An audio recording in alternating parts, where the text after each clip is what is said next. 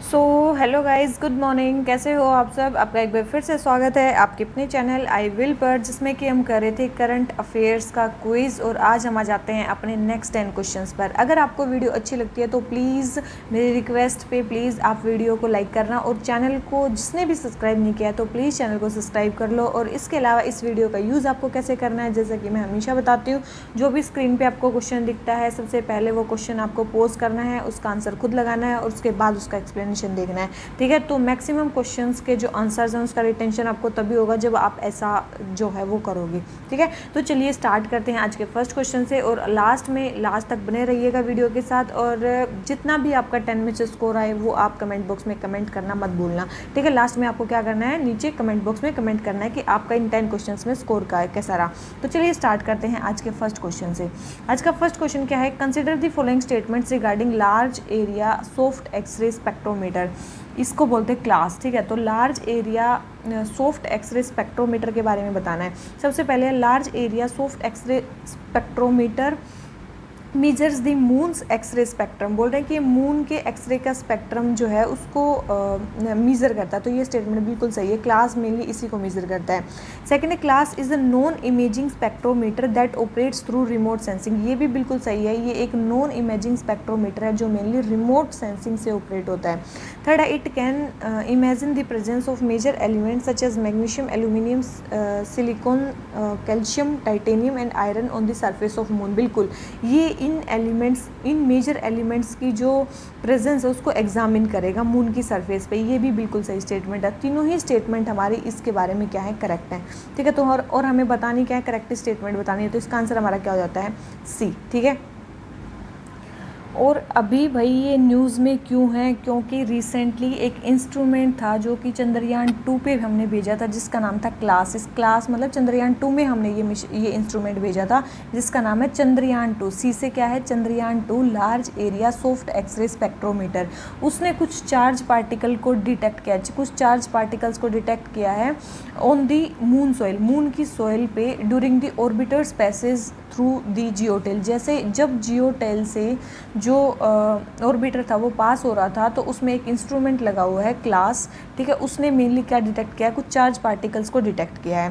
ठीक है, इसरो के अकॉर्डिंग जो इंटेंसिटी है इन चार्ज पार्टिकल्स की वो चेंज होती है 10 times the level outside the, मतलब जितना जियोटेल के बाहर जो मेनली इंटेंसिटी होती है चार्ज पार्टिकल की उससे 10 टाइम्स होती है यहाँ पे।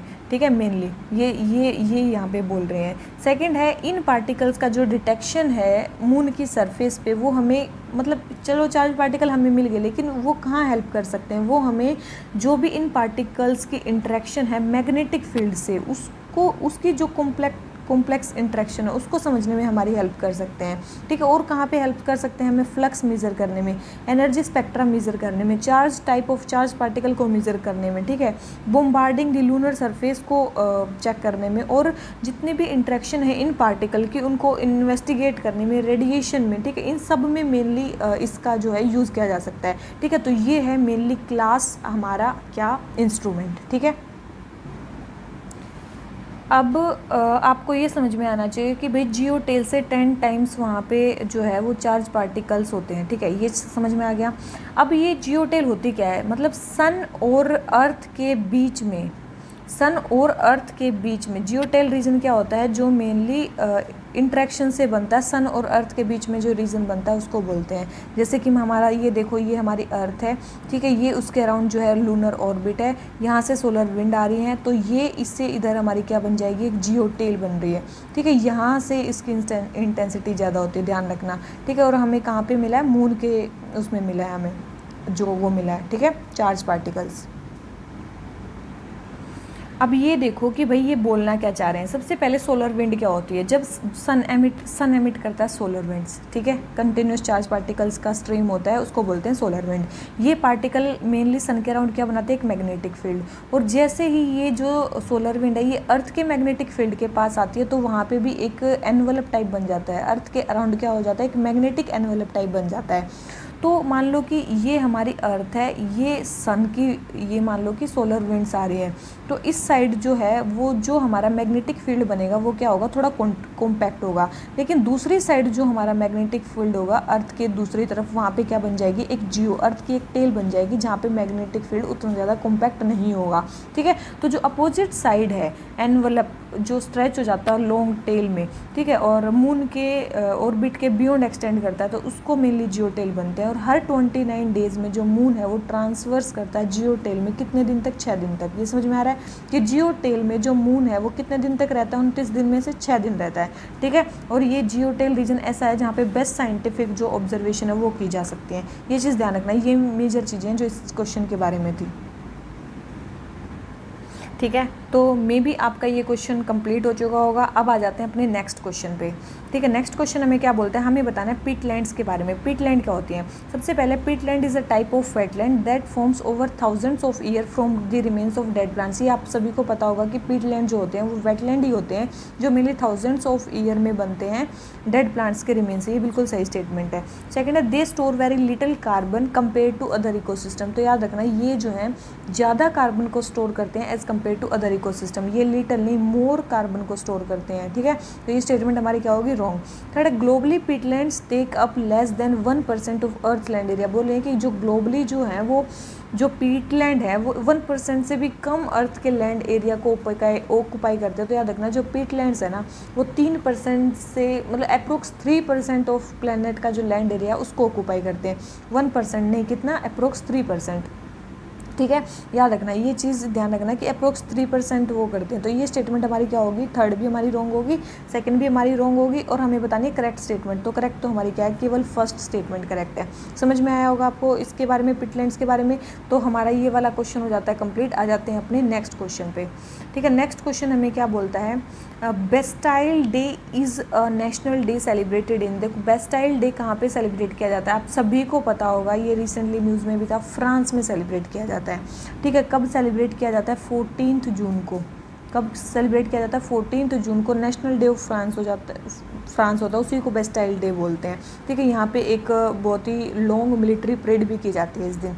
ठीक है, तो यही चीज़ ध्यान रखना।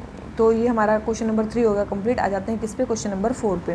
क्वेश्चन नंबर 4 हमें क्या बोलता है, कंसिडर दी फॉलोइंग स्टेटमेंट। कुछ स्टेटमेंट्स को हमें कंसिडर करना है। सबसे पहले जब कोई फ्री मार्केट इकोनॉमी होती है, जो एक्सचेंज रेट होता है वो मेनली सप्लाई और डिमांड से डिसाइड होता है, रुपये और डॉलर में। बिल्कुल, अगर कोई फ्री मार्केट इकोनॉमी है उसमें मेनली एक्सचेंज रेट मार्केट से डिटरमाइन होता है, बिल्कुल सही है, सप्लाई डिमांड से डिसाइड होता है। सेकंड है if the rupee exchange rate fall. बोल रहे हैं कि अगर रुपी का एक्सचेंज रेट फॉल कर जाता है, मान लो कि $1, एक दिन और मैंने इसी क्वेश्चन को समझाया था, अगर $1 ₹50 है और $1 अब क्या हो गया, रुपी एक्सचेंज रेट हमारा फॉल कर गया, मतलब 80 रुपीज़ हो गया। पहले 50 था, अब हमारा एक्सचेंज रेट फॉल हो गया, मतलब 80 रुपीज़ हो गया। तो इसका मतलब है कि अमेरिकन गुड्स को अब ख़रीदना चीप है। देखो एक बात बताओ, मान लो कि पहले मेरे को एक शर्ट ख़रीदनी थी, ठीक है, वो $1 में आ रही थी, मेरे को अमेरिका से ख़रीदनी है, एक शर्ट ख़रीदनी है, पहले वो $1 की आ रही थी, और मेरे को पहले $1 के कितने रुपए देने थे, $50 देने थे। अब मान लो कि हमारा रुपया गिर गया अमेरिका में, तो अब भी वो शर्ट $1 की आ रही है, लेकिन मेरे को इंडियन कितने रुपए देने पड़ेंगे, अब मेरे को 80 रुपये देने पड़ेंगे। इसका मतलब मेरे लिए जो अमेरिका की शर्ट है वो क्या होगी, कॉस्टली होगी, वो क्या होगी, कॉस्टली होगी। तो इसका मतलब जब भी रुपये का एक्सचेंज रेट गिरता है तो अमेरिका में गुड्स मतलब ख़रीदना हमारे लिए क्या हो जाएगा, कॉस्टली हो जाएगा, चीप नहीं होगा। तो ये स्टेटमेंट हमारे लिए क्या होगी, रॉन्ग होगी। देख ले हो गई हमारी। ठीक है, थर्ड स्टेटमेंट देख लेते हैं। In India the exchange rate is fully determined by market. देखो आप सभी को पता होगा कि इंडिया में जो मेनली एक्सचेंज रेट डिटरमाइन होता है ना, वो मेनली मतलब मार्केट से भी होता है, और कुछ मतलब नॉर्मल गवर्नमेंट भी डिसाइड करती है। ठीक है, ऐसा नहीं है कि केवल और केवल इंडिया में जो है फुल्ली मार्केट डिटरमाइन है, ऐसा नहीं है। आरबीआई भी इंटरवीन करता है एक्सचेंज रेट को मतलब एक फिक्स लेवल पे रखने के लिए, तो ऐसा नहीं है कि फुल्ली मार्केट डिटरमाइन करती है। तो सेकंड एंड थर्ड स्टेटमेंट हमारी रॉन्ग है, फर्स्ट स्टेटमेंट करेक्ट है, और हमें करेक्ट स्टेटमेंट बतानी है, तो केवल और केवल हमारी फर्स्ट स्टेटमेंट इसके बारे में क्या है, करेक्ट है। ठीक है, आ जाते हैं अपने नेक्स्ट क्वेश्चन पे।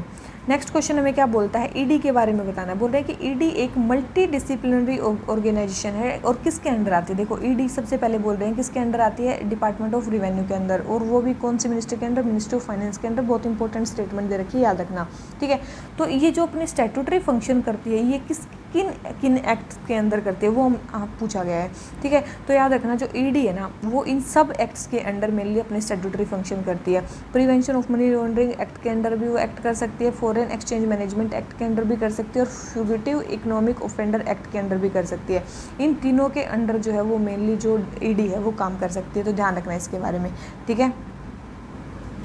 और इस एक्ट के अलावा जो मेनली जो ईडी है वो और कौन से एक्ट के अंडर काम कर सकती है, याद रखना कॉफ़ी पोजा एक्ट, ठीक है। कॉफ़ी पोजा एक्ट 1974 का है। कॉफ़ी पोजा क्या है, कंजर्वेशन ऑफ फॉरेन एक्सचेंज, ठीक है, conservation of foreign exchange and prevention of smuggling activities act, ठीक है। Prevention of smuggling activities act 1974 के अंडर जो ईडी है वो इसके अंडर भी काम कर सकती है। तो याद रखना अगर ये चारों एक्ट आ जाए, तीन तो हैं साथ में चौथा ये भी आ जाए तो ये इसके अंडर भी काम करती है, इसमें भी प्रिवेंटिव डिटेंशन वो कर सकती है, ठीक है। अभी मेन बात है कि भाई ईडी क्रिएट कब हुई थी, ठीक है। मेन बात है ईडी क्रिएट कब हुई थी, आप सभी को पता होगा। जो ईडी क्रिएट हुई है ना वो हुई है 1956 में। कब हुई है, 1956 में क्रिएट हुई है, लेकिन तब उसका नाम क्या था, इन्फोर्समेंट यूनिट था, ठीक है। तब उसका नाम इन्फोर्समेंट यूनिट था और वो डिपार्टमेंट ऑफ इकोनॉमिक अफेयर्स के अंडर थी। किसके अंडर थे, डिपार्टमेंट ऑफ इकोनॉमिक अफेयर्स के अंडर थी, ठीक है। लेकिन बाद में 1957 में अगले ही साल इसका नाम चेंज कर दिया गया, इन्फोर्समेंट डायरेक्टरेट रख दिया गया, ठीक है।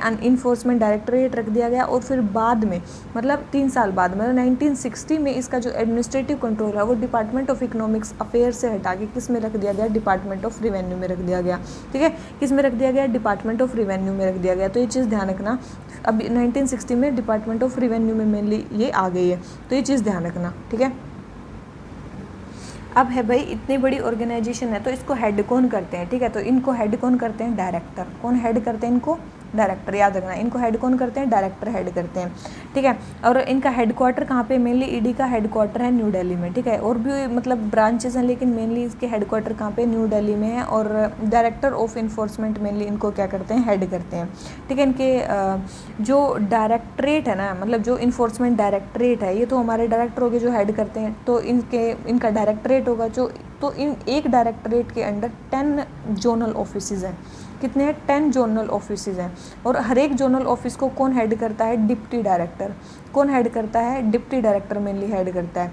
उसके अलावा 10 तो जोनल ऑफिस है और 11 सब जोनल ऑफिस हैं। कितने हैं, 11 सब जोनल ऑफिस हैं। 10 जोनल ऑफिस, 11 सब जोनल ऑफिस, जिसको मेनली कौन हेड करता है, असिस्टेंट डायरेक्टर। कौन हेड करता है, मेनली असिस्टेंट डायरेक्टर। तो ये चीज़ ध्यान रखना कि इनको कौन कौन हेड करते हैं, इसको डिप्टी डायरेक्टर, इसको असिस्टेंट डायरेक्टर, ठीक है। तो ये मेनली हो गया डायरेक्टर के बारे में, ठीक है। इन ऑफिसर्स का रिक्रूटमेंट कौन करता है, जो भी ये लगते हैं डायरेक्टर वगैरह, ये IRS IPS ये सारे होते हैं, ठीक है, यही लगते हैं। टेन्योर की बात करें भाई, डायरेक्टर का टेन्योर अभी इसमें अमेंडमेंट हुआ है, याद रखना 2021 में अमेंडमेंट किया गया है कि जो ED और CBI है उनका हमने टाइम पीरियड इंक्रीज़ कर दिया है। पहले उनका टाइम पीरियड 2 ईयर्स था, अब 5 ईयर्स हो गया है, लेकिन अभी फिक्स तो 2 ईयर्स ही है, याद रखना। अभी हमने 2 ईयर से 5 ईयर इंक्रीज़ तो किया है, लेकिन 2 ईयर फिक्स है, लेकिन 3 एनुअल एक्सटेंशन उसके बाद उनको दिए जा सकते हैं। कितने, 3 एनुअल एक्सटेंशन उनको दिए जा सकते हैं, ध्यान रखना। तो ED में ये है कि 2 साल तो फिक्स है, लेकिन और 3 क्या दिए जा सकते हैं उनको, 3 एनुअल एक्सटेंशन भी प्रोवाइड किए जा सकते हैं, ठीक है। तो ये चीज़ होगी हमारी मेन जो न्यूज़ में चल रही थी ED के बारे में। अब आ जाते हैं अपने नेक्स्ट क्वेश्चन पे, शायद ये आपका हो चुका होगा। आ जाते हैं अपने नेक्स्ट क्वेश्चन पे। नेक्स्ट क्वेश्चन हमें क्या बोलता है, with reference to entry of European powers into India which of the following statement is not correct. क्या स्टेटमेंट सही नहीं है, ठीक है, हमें बतानी है क्या स्टेटमेंट सही नहीं है। तो सबसे पहले पोर्टुगीज़ कैप्चर्ड गोवा इन 1499। तो आपको देखो भाई इन चीज़ों में क्या ना, फैक्ट्स अगर आपको याद है तो आपका क्वेश्चन हो जाएगा, नहीं याद है तो नहीं होगा। तो भाई पोर्टुगीज़ ने गोवा को कैप्चर किया था कब, 1510 में, ठीक है। कब किया था, 1510 में किया था, बीजापुर के रूलर से इन्होंने लिया था, 1499 में नहीं किया था। तो ये स्टेटमेंट हमारी रॉन्ग है और हमसे रॉन्ग ही स्टेटमेंट पूछी थी। इसका मतलब ये और 3 स्टेटमेंट जो है वो हमारी करेक्ट है। इंग्लिश ने अपनी जो फर्स्ट फैक्ट्री साउथ इंडिया में ओपन की थी वो मछलीपट्टनम में की थी, ईस्टर्न इंडिया में की थी, उड़ीसा में की थी, और डुप्लेक्स के अंडर जो फ्रेंच ने मद्रास को ऑक्युपाई किया था 1746 में। ये सारी स्टेटमेंट क्या हमारी करेक्ट है, ठीक है। तो हमारा फर्स्ट क्वेश्चन हो जाता है कंप्लीट। आ जाते हैं अपने सेकंड क्वेश्चन पे। सेकंड क्वेश्चन हमारे क्या बोलता है, परमानेंट सेटलमेंट के बारे में बताना है। सबसे पहले permanent settlement was an agreement where East India Company had fix the revenue that each zamindar has to pay. बोल रहे हैं कि परमानेंट सेटलमेंट एक ऐसा एग्रीमेंट था जहाँ पे ईस्ट इंडिया कंपनी ने ये फिक्स कर दिया था कि हर एक जमींदार को कितना रेवेन्यू देना है ईस्ट इंडिया कंपनी को। बिल्कुल ये सही स्टेटमेंट है, ठीक है। सेकेंड है revenue collection was the only motive behind introducing permanent settlement. देखो क्या ऐसा हो सकता है कि कोई भी सिस्टम कोई स्टार्ट करे और उसका केवल एक ही पर्पज़ हो, ऐसा नहीं था, ठीक है। देखो एक तो उस टाइम पे बंगाल में बहुत ज़्यादा क्राइसिस चल रही थी, फेमाइन्स आ रहे थे, एग्रीकल्चर आउटपुट कम हो रहा था और मेनली क्या था ना, ट्रेड व्रेड भी कम हो रहा था इससे मेनली। और मेनली ब्रिटिशर्स को क्या चाहिए था, अपना भाई फिक्स्ड रिवेन्यू, ठीक है। तो उन्होंने मेन मतलब उनका ये था, लेकिन ये था कि ओनली यही मोटिव नहीं था। तो revenue collection was not the only motive behind introducing permanent settlement and British officials did not have any intention to resolve the problem faced by farmers. ऐसा नहीं है कि मतलब वो सोल्व नहीं करना चाहते थे, जमींदार अपने लेवल पे कर सकते थे, ठीक है। तो ये स्टेटमेंट हमारी क्या होगी, रॉन्ग होगी। थर्ड है Charles Cornwallis was the governor general of Bengal when the permanent settlement was introduce. ये स्टेटमेंट बिल्कुल सही है, 1793 में ऑपरेट हुई थी मेनली परमानेंट सेटलमेंट, और उस टाइम पे जो गवर्नर जनरल थे वो चार्ल्स कॉर्नवालिस थे। ये स्टेटमेंट बिल्कुल सही है। तो first and third statement correct है, और तो हमें करेक्ट ही बतानी है। करेक्ट तो हमारी केवल 2 स्टेटमेंट है, सेकंड स्टेटमेंट जो है वो हमारी करेक्ट नहीं है, ठीक है। अब जाते हैं अपने नेक्स्ट क्वेश्चन पे। नेक्स्ट क्वेश्चन हमें क्या बोलता है, परमानेंट सेटलमेंट के बारे में फिर से बताना है। सबसे पहले permanent settlement was introduced first in Bengal and it was confined to northern India. देखो अब पहले बंगाल में इंट्रोड्यूस की गई थी, फिर याद रखना ये परमानेंट सेटलमेंट कुछ साउथ इंडिया में अप्लाई की गई, फिर नॉर्थ इंडिया में अप्लाई की गई। तो ऐसा नहीं था कि केवल और केवल नॉर्थ इंडिया तक कन्फाइंड थी, ये बंगाल में स्टार्ट हुई थी, लेकिन ये अभी बताया 1793 में स्टार्ट हुई थी, लेकिन ये साउथ में भी गई थी, नॉर्थ में भी गई थी। सेकेंड है charter act 1833 gave statutory backing to permanent settlement. तो याद रखना परमानेंट सेटलमेंट को जो स्टैट्यूटरी बैकिंग दी है ना, ठीक है, वो किसने दी है, ठीक है। मेनली ये जो सिस्टम रहा था ना, इसको स्टैट्यूटरी बैकिंग नहीं रही। मेनली ये जो रेगुलेशंस रहे थे 1793 के, ये कब तक रहे थे, ये 1833 के चार्टर एक्ट तक ही रहे थे, ठीक है। तो इसने कोई स्टैट्यूटरी बैकिंग नहीं दी थी, तो ये स्टेटमेंट भी हमारी क्या है, रॉन्ग है। तो हमें बतानी है करेक्ट स्टेटमेंट। तो ना तो फर्स्ट स्टेटमेंट करेक्ट है ना सेकंड स्टेटमेंट करेक्ट है, ठीक है। तो हमारे आंसर क्या हो जाता है, डी, ठीक है। ध्यान रखना इसको। तो ये स्टेटमेंट हो गया हमारा डी। आ जाते हैं अपने नेक्स्ट क्वेश्चन पे। नेक्स्ट क्वेश्चन हमें क्या बोलता है, हमें बताना रियोतवारी सिस्टम के बारे में, ठीक है। बोल रहे हैं कि जो रियोतवारी सिस्टम था, ठीक है, Ryotwari system was a land revenue system in British India introduced by Thomas Munro. बोल रहे हैं कि मुनरो ने मेनली इसको जो है वो स्टार्ट किया था। तो ये स्टेटमेंट क्या है हमारी, बिल्कुल सही है। मुनरो ने मेनली इसको स्टार्ट किया था, कब किया था, 1820s में किया था, ठीक है, 1820 में किया था। तो ये स्टेटमेंट हमारी बिल्कुल क्या है, करेक्ट है। सेकेंड है in this system the peasants were regarded as the owner of the land. बिल्कुल, रियोत मतलब होता है फार्मर, और मतलब उनसे डायरेक्ट मतलब रिवेन्यू कलेक्शन करने को ही रियोतवारी सिस्टम बोला जाता था।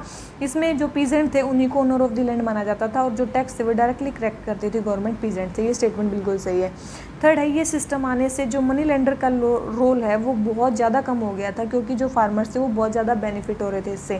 तो एक चीज़ ध्यान रखना, रियोतवारी सिस्टम से एक मतलब मनी लेंडर्स का थोड़ा रोल कम तो हुआ था, लेकिन उतना भी नहीं हुआ था, क्योंकि क्या हुआ ना कि रियोतवारी सिस्टम में ब्रिटिशर्स ने बहुत ज़्यादा ही मतलब रिवेन्यू कलेक्शन कर रहे थे, उन पे बहुत ज़्यादा इंटरेस्ट लगा रखा था। और जब बहुत ज़्यादा उन पे इंटरेस्ट लगा रखा था, बहुत ज़्यादा रिवेन्यू कलेक्शन करते थे, इससे क्या होता था, उनके अगर मान लो कई बार फेमाइन आएगा तो जो फार्मर्स थे वो अपना रिवेन्यू तो दे नहीं पाते थे, और जब दे नहीं पाते थे वो तो मनी लेंडर से वो फिर से पैसा मांगते थे, और मनी लेंडर से पैसा मांगते थे और फिर से इंटरेस्ट पे उनके पास जाता था। तो मेनली मनी लेंडर्स का रोल तब भी उतना ज़्यादा रिड्यूस नहीं हुआ। तो ये स्टेटमेंट भी हमारी क्या होगी, रॉन्ग होगी। समझ में आया? तो ये स्टेटमेंट हमारी रॉन्ग होगी। हमें करेक्ट स्टेटमेंट बतानी है, तो करेक्ट फर्स्ट एंड सेकंड दो ही स्टेटमेंट हमारी करेक्ट है, थर्ड स्टेटमेंट हमारी क्या है, रॉन्ग है। आगे बात समझ में? तो ये क्वेश्चन हो जाता है हमारा कंप्लीट। आ जाते हैं अपने नेक्स्ट क्वेश्चन पे। नेक्स्ट क्वेश्चन में क्या बोलता है, हमें बताना है 1858 के गवर्नमेंट ऑफ इंडिया एक्ट के बारे में, ठीक है। 1858 के गवर्नमेंट ऑफ इंडिया एक्ट के बारे में। सबसे पहले इस एक्ट ने अबोलिश किया था it abolish the East India Company and transfer the power of government territories and revenue to the British crown. आप सभी को पता होगा 1858 में जो है ब्रिटिश क्राउन के पास सारी पावर चली गई थी, बिल्कुल सही है। यहाँ पे डबल गवर्नमेंट एंड हो गई थी, ये स्टेटमेंट भी हमारी बिल्कुल सही याद रखना। यहाँ पे क्या हो गई थी, डबल गवर्नमेंट भी जो है वो खत्म हो गई थी। बोर्ड ऑफ कंट्रोल और board of director, sorry court of director, board of control, ये दोनों क्या हो गए थे, एबोलिश हो गए थे, ठीक है। कौन से थे, कोर्ट ऑफ डायरेक्टर और बोर्ड ऑफ कंट्रोल, ठीक है, ये हो गए थे हमारे क्या एबोलिश, ठीक है। थर्ड है it made a beginning of representative institution by associating Indians with law making process. देखो इंडियंस को एसोसिएट किया गया था लॉ मेकिंग प्रोसेस में, कब? 1861 के एक्ट में, ना कि यहाँ पे, ठीक है। याद रखना इसके 4 साल बाद जो एक्ट आया था उसमें किया गया था, इसमें नहीं किया गया था। तो ये स्टेटमेंट हमारी क्या होगी? रॉन्ग होगी। हमें बतानी है करेक्ट स्टेटमेंट। तो करेक्ट तो केवल फर्स्ट एंड सेकंड स्टेटमेंट ही है, और हमारी जो स्टेटमेंट्स है वो करेक्ट नहीं है, ठीक है। तो भाई मेनली इसमें जो बात की गई थी वो रेवेन्यू सिस्टम के बारे में बात की गई थी। तो 3 मेन सिस्टम चलते थे, एक तो था जमींदारी सिस्टम, एक था रेतवारी सिस्टम, वही है जमींदारी मतलब परमानेंट सेटलमेंट, और एक है ये मालवारी सिस्टम, ठीक है। जमींदारी सिस्टम अभी देखा हमने कॉर्नवालिस ने स्टार्ट किया था 1793 में। रेतवारी सिस्टम 1820 में मुनरो ने स्टार्ट किया था। एक और होता है मालवारी सिस्टम, जिसमें पूरा गाँव मिलके, माल मतलब होता है पूरा गाँव मिलके जिसमें पूरा रेवेन्यू देता है। वो किसने स्टार्ट किया था? विलियम बेंटिंग ने स्टार्ट किया था, और सबसे लास्ट में 1833 में स्टार्ट किया था, याद रखना, ठीक है। किन किन ने इसको स्टार्ट किया था? मेनली इंट्रोड्यूस कहाँ गए थे? परमानेंट सेटलमेंट बंगाल, बिहार, उड़ीसा में मेनली स्टार्ट किया गया था। और ये जो रेतवारी सिस्टम है ये साउथ इंडिया में स्टार्ट किया गया था, याद रखना, मद्रास, बॉम्बे, ईस्टर्न बंगाल, असम, यहाँ पे स्टार्ट किया गया था। और जो मालवारी सिस्टम है याद रखना वो अपर इंडिया में, नॉर्थ इंडिया में स्टार्ट किया गया था। बस इतना ध्यान रखना, ये नॉर्थ इंडिया में है, ये साउथ इंडिया में है, और ये है ईस्टर्न इंडिया में, ठीक है। फिर ओनर ऑफ द लैंड, आपको पता है जमींदार में जमींदार ओनर ऑफ द लैंड होते हैं, रेतवारी में सीधे पीजेंट्स या फार्मर ही होते हैं, और मालवारी में पीजेंट्स ही होते हैं, लेकिन सारा गांव मिलके देता है मेनली, ठीक है। राइट्स जो किसको होते हैं, मतलब जमींदारी सिस्टम में जमींदार कलेक्ट करते हैं, और रेतवारी सिस्टम में डायरेक्ट जो पीजेंट्स है वो गवर्नमेंट को ही देते हैं, और मालवारी में अभी बताया मैंने विलेज की कम्युनिटी मेनली वो देती है, ठीक है। तो ये 3 सिस्टम है, इंपॉर्टेंट है, ध्यान रखना इनको, ठीक है। तो इसी नोट पर जो आज का हमारा लेक्चर है वो खत्म हो जाता है। अगर आपको थोड़ी सी भी वीडियो अच्छी लगी हो तो प्लीज़ लाइक करना, अपने फ्रेंड्स में शेयर करना, और नहीं शेयर करना है तो फिर क्या ही कर सकते हैं आपका, ठीक है। तो चलिए इसी नोट पर आज का लेक्चर खत्म करते हैं। Thank you very much, bye bye.